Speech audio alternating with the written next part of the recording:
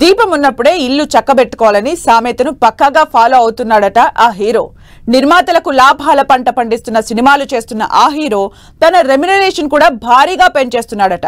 ఇప్పటికే సౌత్ లో ఎక్కువ మొత్తంలో రెమ్యునరేషన్ తీసుకుంటున్నాడనే టాక్ ఉండగా ఇప్పుడు ఆ మొత్తం కూడా పెంచడమే టాలీవుడ్ లో హాట్ టాపిక్ గా మారింది.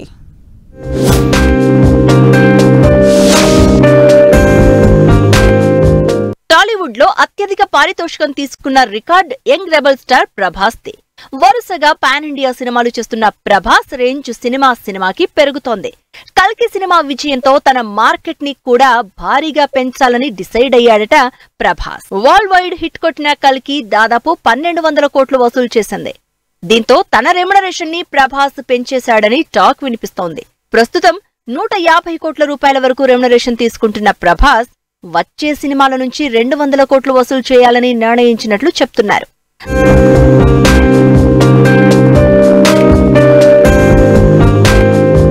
రెమ్యునరేషన్ పెంచిన ప్రభాస్ తో సినిమాలకు నిర్మాణ సంస్థలు పోటీ పడుతున్నాయని చెప్తున్నారు.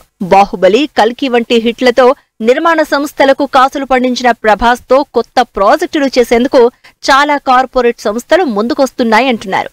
ఆర్థికంగా భారం అనుకున్న వారు కూడా 2-3 సంస్థలను పార్ట్నర్స్ గా చేర్చుకుంటున్నట్లు చెప్తున్నారు.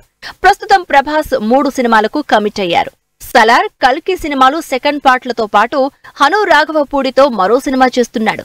ఈ సినిమాలకు తన రెమ్యునరేషన్ గా 200 కోట్లు చెల్లించాలని ప్రభాస్ అడుగుతున్నట్లు టాక్ వినిపిస్తోంది. అయితే ప్రభాస్ ఇలా తన రెమ్యునరేషన్ పెంచుకుంటూ పోతే ఆయనతో సినిమాలు చేయాలనుకుంటున్న నిర్మాతలకు కష్టమే అని అంటున్నాయి సినీ వర్గాలు.